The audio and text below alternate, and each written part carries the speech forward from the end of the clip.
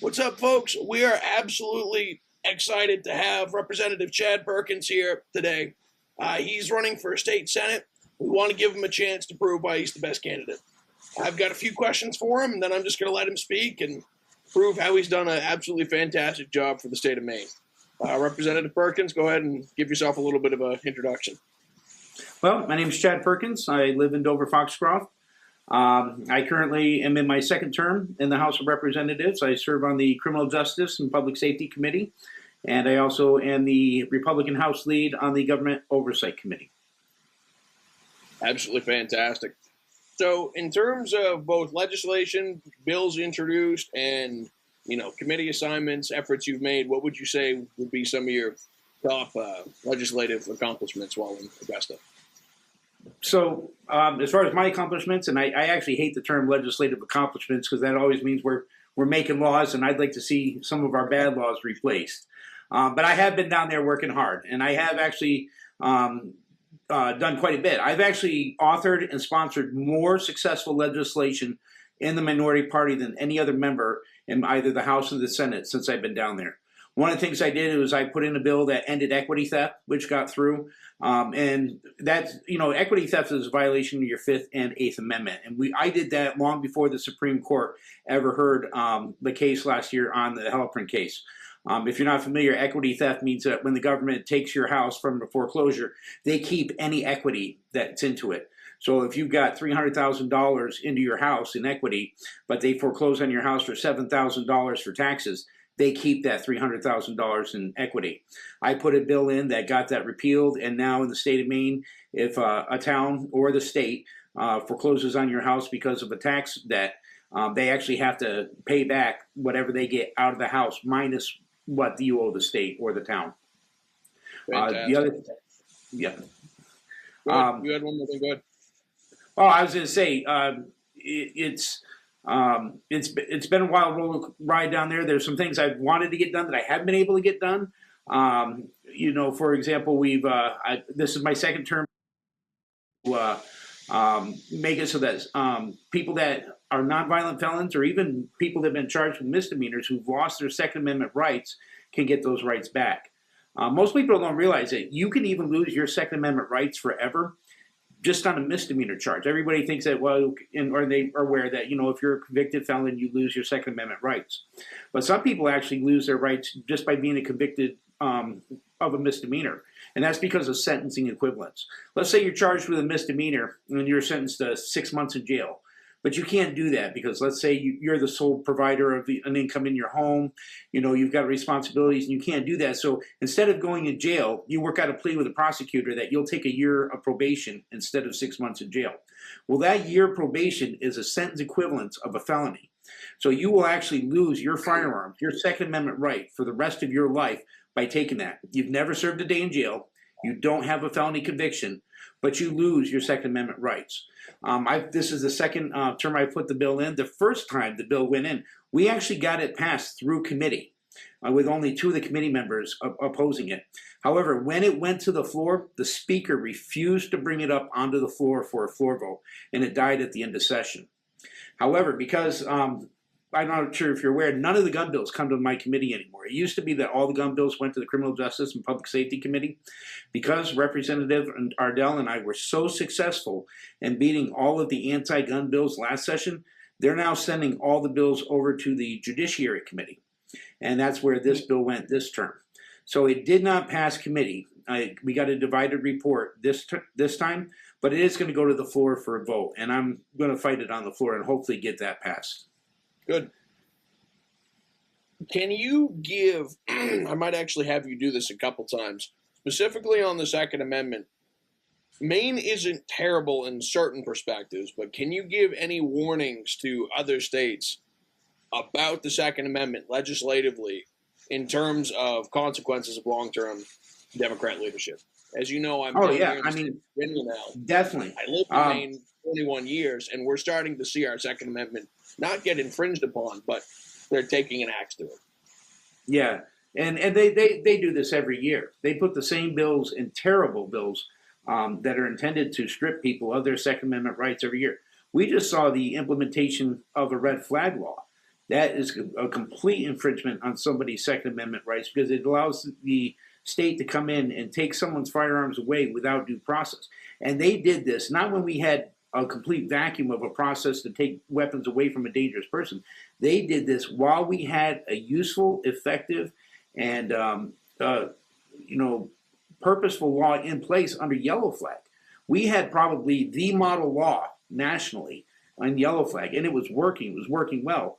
And they still brought in red flag and fought for that. And we see the same bills every session. They want to redefine what is a machine gun. They want to take away the ability to have large capacity magazines. They want to take away semi-automatic guns.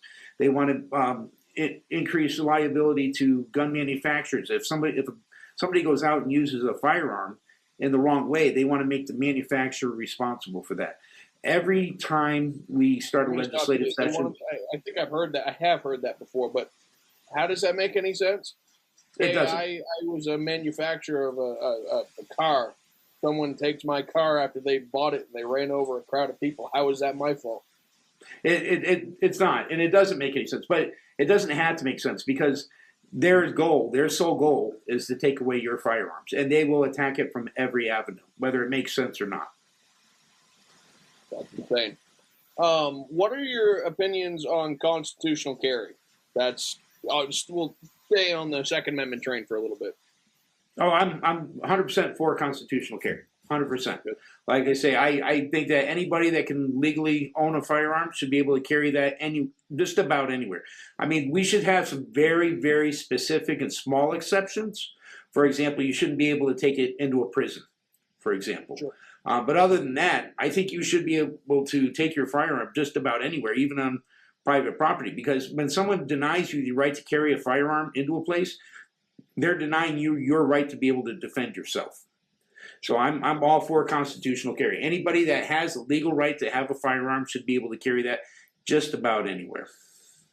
Now, would you consider, I think if I have my knowledge correct, it's 21 and above in the state of Maine. Would you consider bringing the age down to 18? I mean, I think, yeah, definitely. It should be 18 now. Yeah, I mean, I joined the Army at 17. We send young men and women off to war at 18.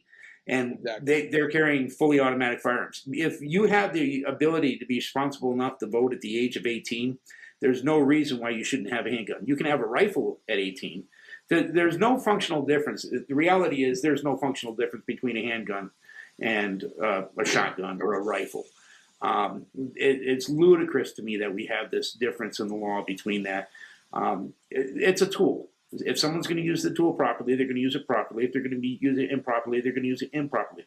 It doesn't matter if it's a handgun or a shotgun or a rifle. And to have this difference, in this 3-year difference, it makes absolutely no sense to me. Okay. Fantastic. I really can't argue with you on 99% of that. In terms of the economy, you've been in Augusta. I think you ran in 2020, but 2022 through now is when you've been in office. Yep. What have you done and what can you do to help lower the cost of living? Yes, for businesses, but especially just the average Joe trying to afford heating oil and groceries. So one of our biggest problems in the state is energy. I mean, we are subsidizing these solar farms, and we're basically throwing money out over the border for absolutely no reason. I put a bill in my first session to actually get rid of NEB, net energy billing. I put a bill in to get us out of RGGI, which is the Regional Greenhouse Gas Initiative.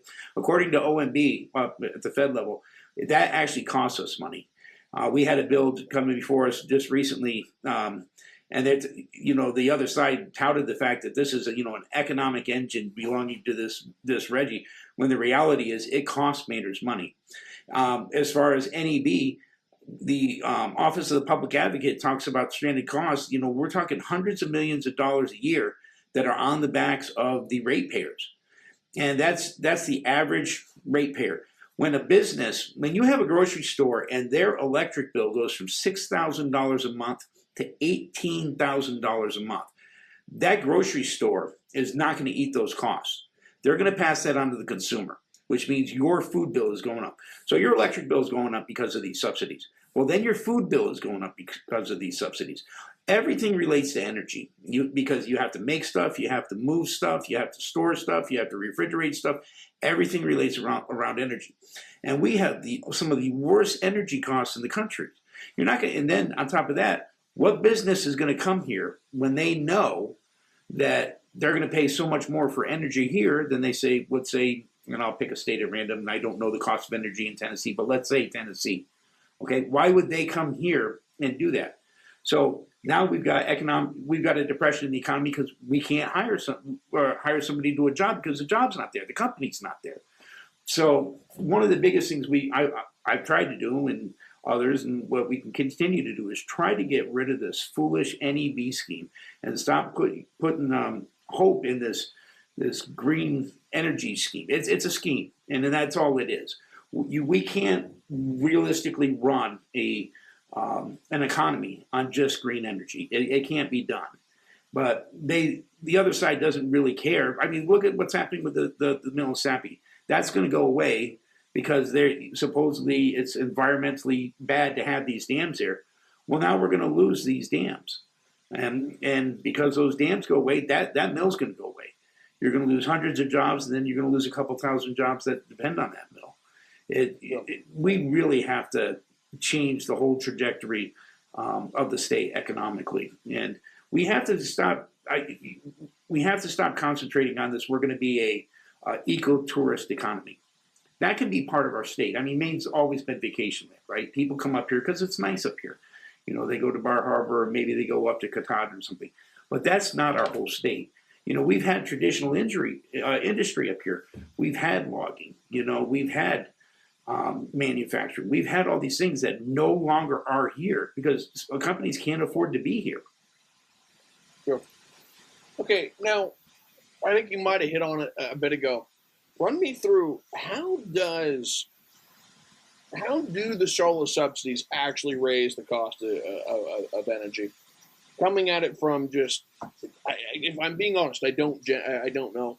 I'm thinking of it as if I'm running a solar company, and the state of Maine subsidizes my solar panels, that lowers my cost of operations. How is that bringing up the cost of energy for businesses and people within the state of Maine? So it has to do with, there's a big formula. You have to pay a certain rate based on what an average cost is and lower cost is, but there's also these stranded costs. And so when a power company like CMP, whenever you build one of these, like the 25 megawatt plant over in Milo, well, then CMP has to upgrade their system to take that. Well, who's going to pay for that? CMP, again, just like that grocery store isn't going to eat the cost of that, that price increase in the refrigeration. CMP isn't going to eat the cost of upgrading all that equipment because they're legislated to be, they have to accept all these new power inputs. So they're going to pass that on to the consumer. Those are the stranded costs. You gave some numbers. I think it was like $6,000 to over $10,000. Was that an actual statistic from a business here in Maine? Yeah. So I actually talked to a grocery store, and it was $18,000. Their grocery bill went from $6,000 a month to $18,000 a month.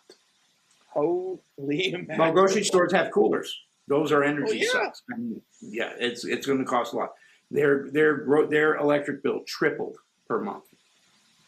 So it's not just raising the cost of energy in terms of your light bill and heating your home, it's also skyrocketing the cost of groceries.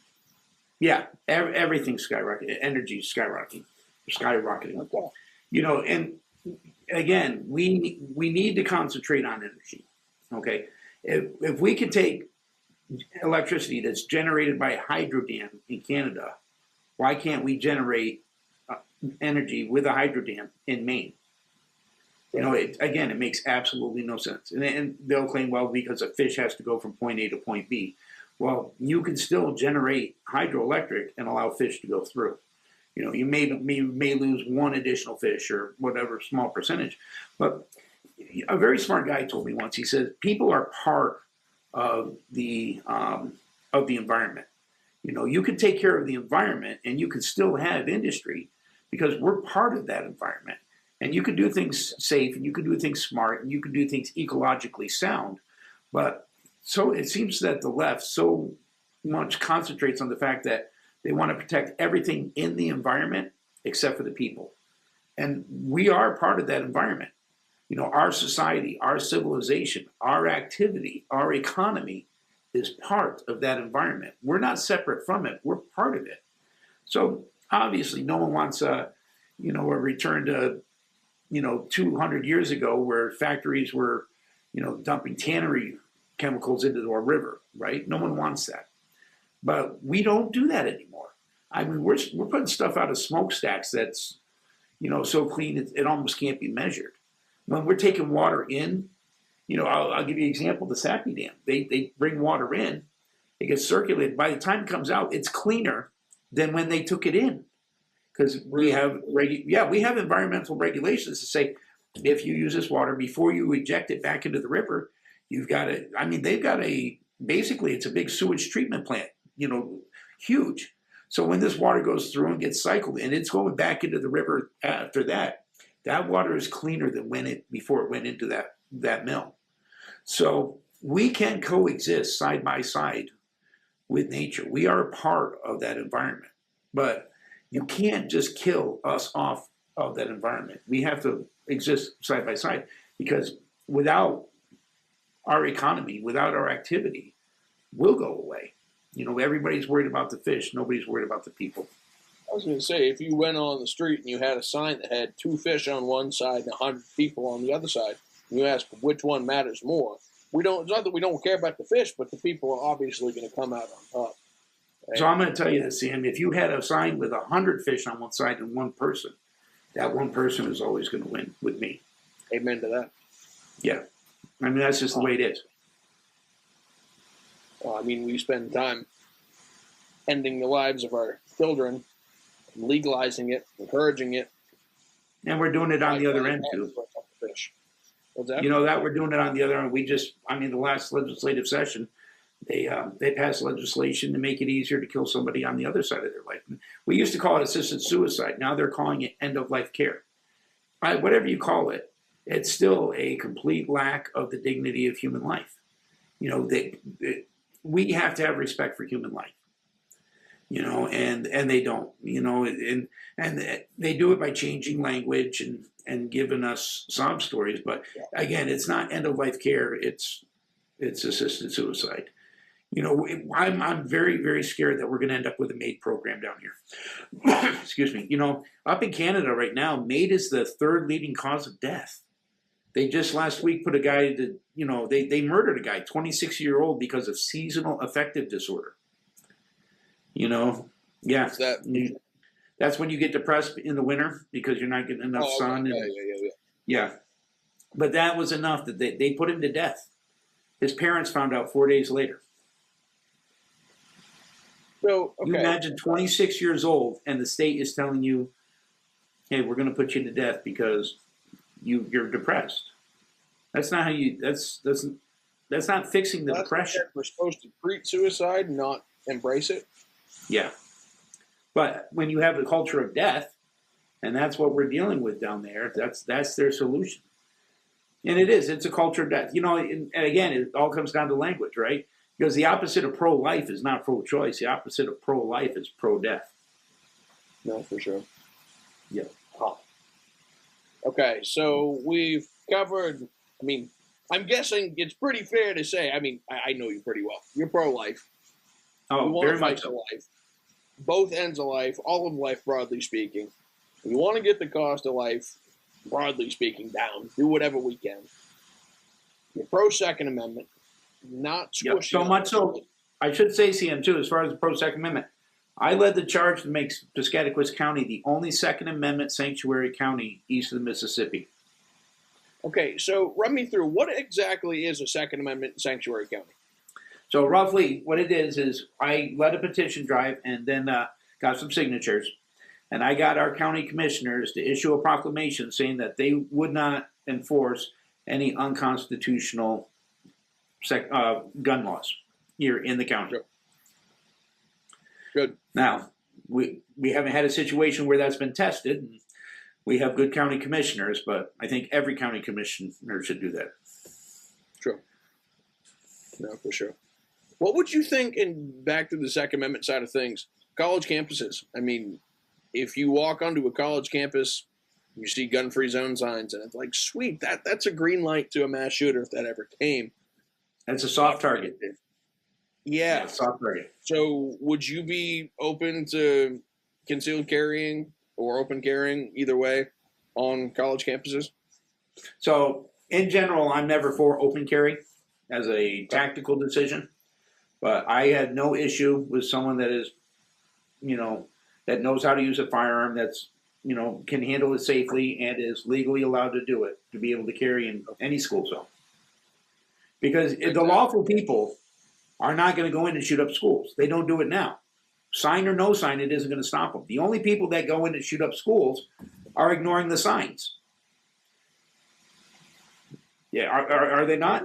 So if you got a gun-free zone sign and someone goes in and shoots up a school, they've ignored that sign. Well, now what do you have? You have a soft target where people can no longer defend themselves because you've stripped the ability of the people in that environment to defend themselves because they're lawful abiding citizens. And they're not the ones you have to worry about shooting up the school anyway. Well, I mean, we got speed limit signs, but people still crash. So. Yeah. Yeah. It's the same logic. Okay. So we've gone through some legislative accomplishments, some bits on the economy, Second Amendment, pro-life. What would be some of the craziest bills you've seen introduced, whether they passed or not? Craziest things you've seen happen down in the Augusta over the last few years? Craziest things. Half the stuff I see down there I consider crazy. I saw a bill that would. I saw a bill last session that would allow you to use human remains as compost. That one I thought was, again, complete degradation of human life. And I know you're dead at that point, right? But it's a devaluation of us as people. I put in a bill actually to get rid of the 5-cent bag fee. And once you put a bill in front of a committee, it becomes the committee bill, right? So you really have no control over that bill. The committee turned it into they changed it from get rid of a 5-cent bag fee to change the 5-cent to a 10-cent bag fee. Now, luckily, it didn't pass the floor. Oh, yeah. Yeah. Oh, my gosh. So here's the deal. The United Nations, the European Union, and multiple countries and multiple states in the United States, multiple universities have all done studies that show that it's actually more ecologically friendly to continue to use single-use plastic bags, but Maine doesn't, because the only factor where single-use plastic bags score worse is on visible litter. It's when someone throws it out the window, right? Yeah. But excuse me, in every other issue, land use, water use, in every other issue, greenhouse gas, amount of energy used in everything, it actually is less ecologically friendly to use either a multi-material bag or a paper bag.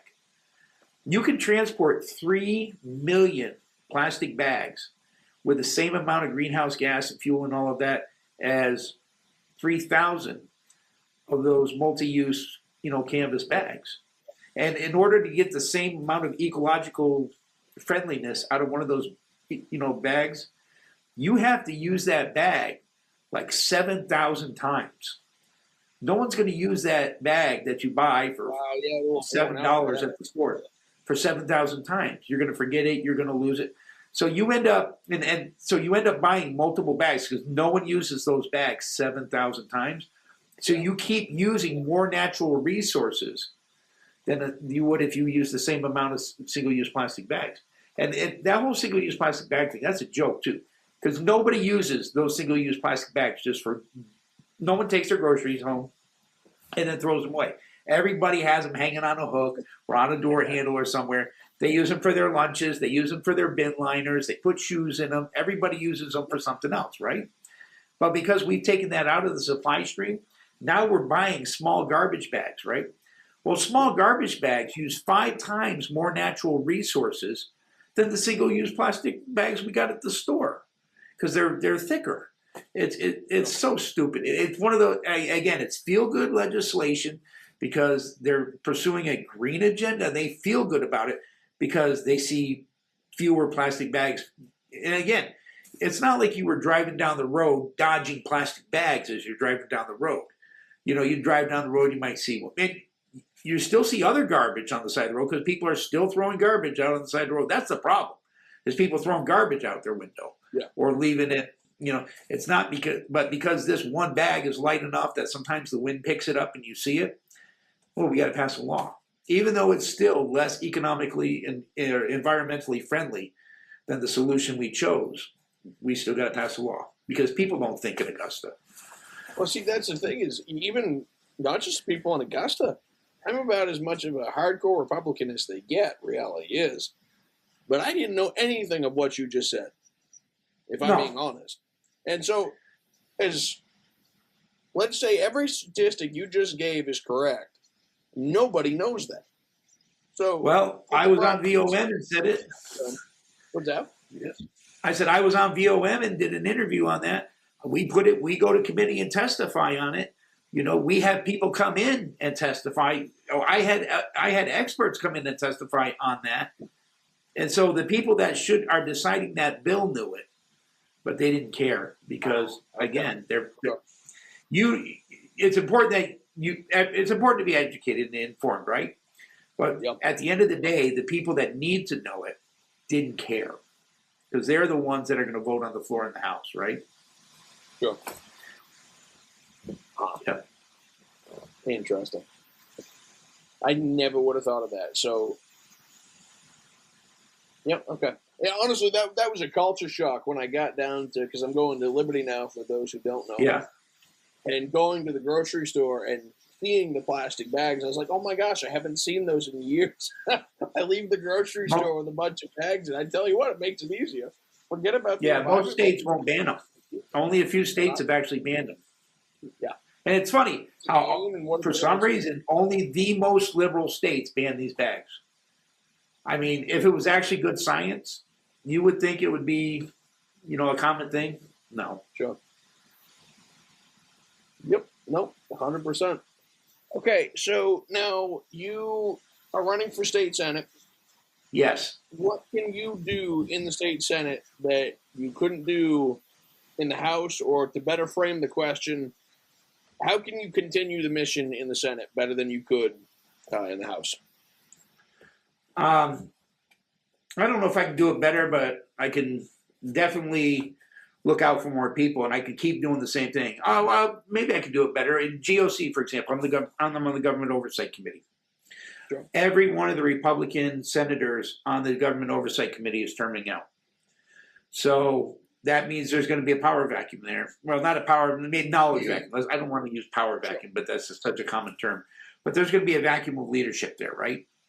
Well, as the House lead on GOC, if I get reelected to the Senate, then that would be, a good strategic move for me to go up and take over as the Senate lead, even if there were no other senators that had previously served on GOC. At least there would be me. And so I would have some kind of effective role in that and be able to deal with the chairs if we don't take both chambers. If we don't take both chambers, then we're going to end up with Democrat chairs on that committee. So it would be good to have somebody that had some knowledge and experience on that committee to be able to deal with those people. Yeah. Well, as far as I'm concerned, correct me if I'm wrong, out of any of the candidates running for this position, you've got some of the best name recognition and support to get to that point. Right. Well, it's funny you said name recognition because one of the candidates has good name recognition, but not his name. Yeah. I think he's relying on running on his spouse's name. But the reality is he doesn't have any experience in this, and the other two candidates definitely don't. I'll tell you, it's so frustrating because this is such a safe district, Senate District 4. Excuse me, being a red district, that as of yet the Democrats haven't even thrown up a challenger. But I've got a 4-way primary. This is the busiest race, the most crowded race in the state other than the governor. And I have one opponent who, we all know as conservatives how bad ranked choice voting is, right? I mean, it's in our platform that we need to abolish this. And one of my opponents is out there telling people to embrace it. He's actually out there running on, hey, make me your second choice. You know, that to me is not a conservative principle, and it's not a strong candidate, right? Do you think I've got another politics to try to, I guess, win off? No, I've known this young man for a long time. He's actually a very nice guy. I've known him for a long time, and I think he's very genuine. I think he just knows that he's got a real big hill to climb, be able to win the seat, and I think that's how he's trying to do it, is by relying on ranked choice voting. Sure. We've got another candidate that was recruited by a political consultant, and every time he's spoken, it's, hey, I'm from the out of state, I don't know anything, please elect me. And then the one that I would consider a real challenger, I haven't heard him speak at a single caucus. And I mean, I've been to all the caucuses, I believe, and he hasn't spoken at a single one. He hasn't been there. And I think he is literally relying on his spouse's name to get him elected. But it's funny because all of them are nice guys, myself included. I'm a nice guy, you know. But owning a business and calling that, well, that's my leadership, that's not enough. I mean, we have more small businesses in Maine than almost anywhere. 1 out of 14 people in Maine have a small business. Yeah. So if that's enough to get you into, you know, to say that's leadership enough to go down and run for the Senate, I mean, there'd be a whole lot of people that would be eligible and good enough to run for the Senate. But, you know, they on everybody's campaign items and websites, everything, they talk about leadership, but they don't give any examples. You know, and I'm the only one, in my opinion, that has actually had any real leadership experience. I mean, I was a platoon sergeant in a heavy armor company. Actually, you mentioned that. I figured I should ask. I know you served in the military. Yeah. Would you be willing to expound upon that a little bit? Expound on what? I'm sorry? Your military service? Yeah, there's not a lot to it. I mean, I joined in the intelligence corps, did that for a while. I was a Korean linguist. Met my wife in the Army.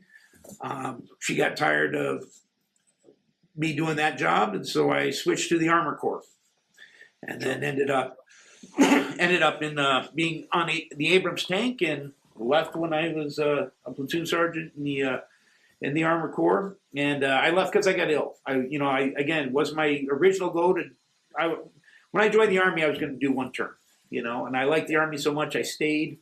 I ended up doing 14 years and would have stayed the whole 20, but I got sick and that ended my military career. But I enjoyed it. I mean, and if I hadn't done it, I wouldn't have met my wife. She was a fellow soldier. And I think it has inspired some of our kids. You know, some of our kids have been in, and I got to see, you know, some different places and have some fun and do some interesting things. And yeah, I enjoyed it.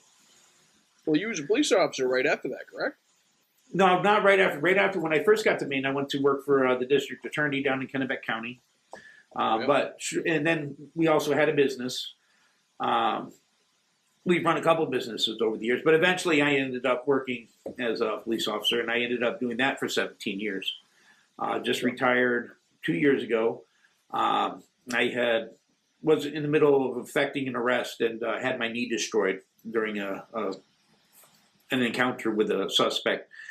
They'd done a couple of surgeries on it, can't run anymore, and so I hung that up. And now I concentrate. I do expert witness work. I'm an expert witness in computer crimes and forensic data recovery. That's so awesome. I do that, and we still have businesses. So, and I've found other ways to keep busy too. I'm the vice chairman of an FQHC, which is a federally qualified health center. And I've focused on expanding the number of clinics in the area. I've convinced my board to build, just in the last 2 years, 2 new clinics. We're currently building a clinic in Corinth. We built a clinic in Dover. And because a lot of the hospitals, local hospitals, smaller hospitals, it's harder to get some of the services, and you have to go to Bangor now. We've added things like X-ray, diagnostic sonogram, some of those services. and I'm going to continue to do that. I serve on the board of a credit union. I was a scoutmaster for a while. I actually am responsible for, within these organizations, both in policy and passing budgets and making sure that things get done right. That and again, as a board member, you don't do operations, right? But you're still, looking at policies that affects these people's lives. The people that work for you, and some of these organizations, are a couple hundred people. That's leadership. It's not. It's not just saying leadership; it's doing it. And on top of that, we have our volunteer work on top of that. Dolly and I are going to be recognized this coming next week as the volunteers of the year for our local food pantry. We volunteer with Kiwanians. We volunteer with the Legion. We as if we don't have enough to do, right? But there's quite a few things we volunteer for as well. And showing up isn't showing up during campaign season to get a selfie. It's not showing up to get a hey, I'm going to stop in for your business for the first time. Because I'm campaigning. Showing up is showing up all the time before that, even before I ever got into politics.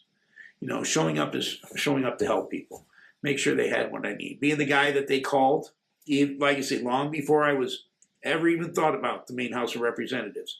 When you're the guy they called because, hey, someone can't get oil or doesn't have any firewood or can't afford to put gas in their car to drive to Boston to see their dying mom, but you're the guy they called because they knew you were going to make it happen. That's leadership. Amen to that. I couldn't agree more. Well, I mean, just personally, when I moved down to start attending Liberty, you called me to check in and see how the move went, how things went. That meant a lot. That forget politics. That means a lot. When someone will check in with you and they have no prior obligation to have to, they do it out of the kindness of their heart. That means a lot to folks. We're blessed to have a lot of that in our community, if I'm being honest. Growing up with folks, showing that in their core of who they are. It's a blessing. Now, you've talked about some of the business side of things. What specific businesses do you run, if you don't mind me asking? So I used to have a IT service company that we had customers from Fort Kent down to Boston. I've owned a cell phone store. We had a little advertising newspaper distributorship. Currently, we have a real estate company. We have some rental properties. So we've done a variety of things. And we did that because we wanted to have, we've homeschooled our kids. So we wanted to have options. So we always wanted to work for ourselves so we could be flexible and be able to do that. And I just didn't like working for other people most of the time. I made an exception with the police because I did that as a public service choice. I wanted to be able to serve the community, and you can't really not work for somebody when you're a police officer. But the other stuff I did because I wanted the freedom to do that because I like being my own boss. No, that makes sense. Part of the reason I asked that is, you hear everyone, I swear everyone that runs for office says, I'm a business owner, and I'm like, what does that mean? Yeah. What did you do? What did you run? You talk about leadership. Everyone says they've owned a business. What did you run? What sector were you a part of? What business did you actually produce something with? And sadly, small business owner has been not weaponized, but it's become a political term. So to actually hear some specifics on that, at least personally, I appreciate that. Well, there weren't any hobby businesses. Let's put it that way. Yeah. But okay, I think one of the last things I would get into, I actually didn't even think to bring this up, but you did mention homeschooling. What are your views on that? I was someone who I did everything from homeschooling to public schooling to I went to Bangor Christian for the last few years of high school. It's where I graduated from. I was blessed to see everything under the sun, so I've got a fair amount of experience in each realm. I want to know what your opinions are. So I believe people should have, I believe that parents should have the complete rights in how they raise their kids. As long as they're not abusing their kids, they should be able to raise the kids how they want. Whether they should be able to educate them the way they want. They should be able to give them the religious training they want. Let's face it, they're your kids. They're not the state's kids. They're your kids. It's not the school's job to raise them. It's the school's job to educate them. You should be able to instill your morals, your values, your beliefs into your children. They're your kids. So I'm all for homeschooling. I'm all for regular schools for families that want to do that. I'm all for private schools. I'm all for religious schools. Because that's a freedom choice for me. However you think your children are going to be best served, and according to your wishes, that's what you as an American should be able to do. Personally, so with me. So let's talk about the money, because we all know that the majority of our property taxes goes to schools, right? I myself never had an issue paying the property tax for the public school, even though I was homeschooled, because I always had a great I served on the school board for 8 years, and I always had a great relationship with our local districts. If I wanted to use a lab, I would talk to the school and say, hey, give me a time when I can come in and use this lab. If my kids wanted to participate in a sport or an extracurricular activity, if my kids wanted to go to a school function or a school dance or a prom, they could, because those districts understood these people pay school taxes too. These homeschoolers are just as much a part of that district as everybody else, because these people are paying for those resources. Their taxpayers paying for those resources. And I kept a good, respectful working relationship with the district. Having said that, I'm also a very big proponent of what they call having the money follow the kid. You know, so as a homeschooler, if someone says, hey, instead of my money going to this school that I may never utilize, I should be able to use my money and get some course curriculum, or be able to take my kid on and enroll my kid in this, or take my kid to here and use that money. Yeah. Because it is a hardship to homeschool, because as I said earlier, sometimes you have to make career choices, economic choices to be able to support that lifestyle. My wife and I were very lucky we were able to do it and still put food on the table, but it is hard to do. Most people that homeschool are not rich people. You're not going to go out and, you're not going to go to a 9-to-5 office job where they're going to pay you $400,000 an hour or $400,000 a year and still homeschool. You can't really do that. So, you usually have someone at home. You're working jobs that may not pay as much. You're being flexible. You may not get as many hours, so it's harder. So to pay school taxes and then take resources out of your family budget to be able to do some of these other things that you want to do to support your homeschooling activities, it's hard. So I'm a big proponent of having the money go with follow the kid.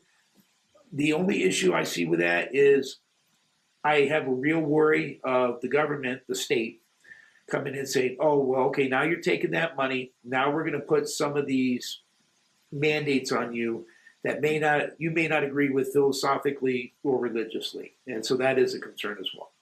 But I'm a freedom guy. I think you should educate the kids the way you want. And rather than, so to overcome that fear of, well, now you're getting the money, now you have to do this. Like, for example, you might have to see something that might go against your religious doctrine, for example. Rather than paying the money in, just let them keep the money and never goes to the state, and you wouldn't have that issue. I think there's ways to fix this. I think there's ways to work it. Yeah, that's always been my biggest fear. I mean, I went, been homeschooled, went to Bangor Christian, graduated from there. In both situations, I'd rather the tax money paid go to the public education system, and therefore guaranteeing either my parents' homeschooling or the Christian school I'm attending, allow them to basically be liberated from woke ideologies being forced into those educational environments. Right. See, I think there's a way to do both of it. I really do. I think there's a way to. And the other thing, too, is if you look at like charter schools, whenever you have, and there are places where they've done money follow the kid, and they have ended up in the long run with better public schools because there's that free market competition. And every time someone talks about this, you get this, oh no, the sky's going to fall and the schools are going to close because they don't have the funding, right? No, what happens is they go, oh, wait a second. Why are people leaving? Why would they want to do this? Why wouldn't you want your kid to go to the public school? And then the schools start looking at, okay, where can we get a little leaner? Where can we get a little better? You know, in the 1990s, Maine had some of the best schools in the country. Yep. You know, now we have some of the worst schools in the country. There's nothing against the teachers. It's nothing against the students. But if you look at how we're testing out, why is it in just the last, 30 plus years, we went from the top schools in the country to now our kids can't read? Something changed there. And it's not the money, because we're giving them more money. But that tracks nationally. I mean, you look at the Federal Department of Education. And I'll tell you, that's one thing we got to do. And I know we can't fix it at the Maine level. We've got to get rid of the Federal Department of Education. Because what does it do other than just suck up money? Because it's obviously not correlating to any kind of learning result anywhere. Yeah. It's ridiculous to me that you can't take you can't take your school class out. We live in a rural area. You go over to the Brownville Elementary School, out back is woods. Under federal law, the teacher can't walk out into the woods with those kids 20 feet without having a registered guide with them. Because Federal Department of Education made that rule. That's all they do. They make rules and spend money. But you can't.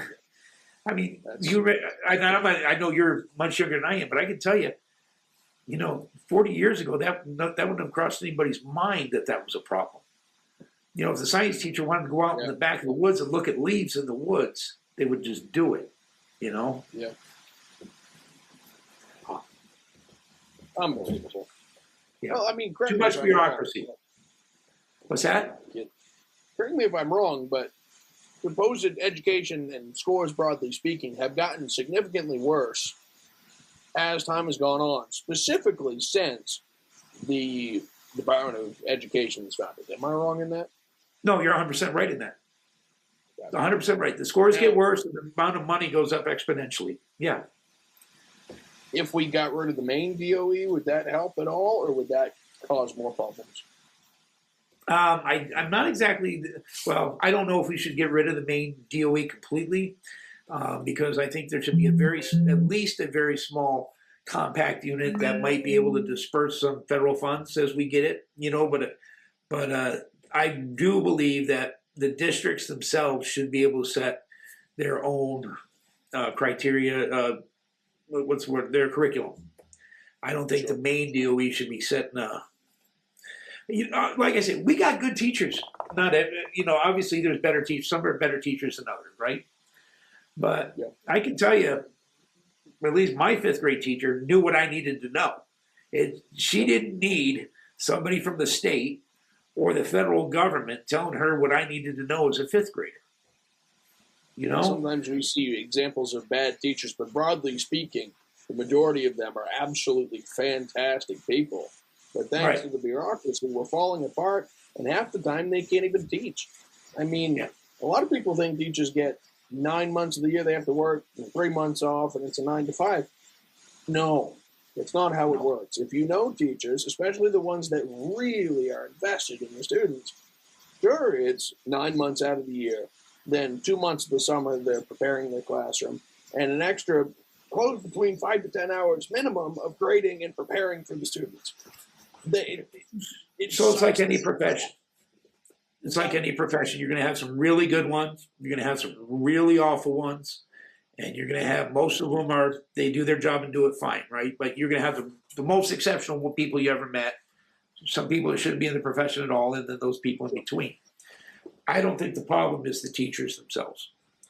Now, those ones at the very bottom, just like any profession, you need to get them out of there. But I don't think the problem is necessarily the people. I think it's how I think it's the whole system of, what are we using that education time for? And it sure as heck shouldn't be for protesting. It shouldn't be for social organizing or anything like that. And when a kid is taking his clothes, when a fifth grader is taking his clothes off in the middle of the classroom and acting out, you don't take the rest of the classroom and put them out in the hallway until that kid decides to behave himself. You immediately remove that kid from the classroom and you let that teacher teach your class or his class. But we've gotten away from that. You know, it's ridiculous. Well, I couldn't agree more. Well, I want to thank you for being here. This is absolutely fantastic. Anytime. Anytime. Second Amendment, being pro-life, some crazy things down in Augusta. We've gotten over a ton of things that I know a lot of the Maine people will care about.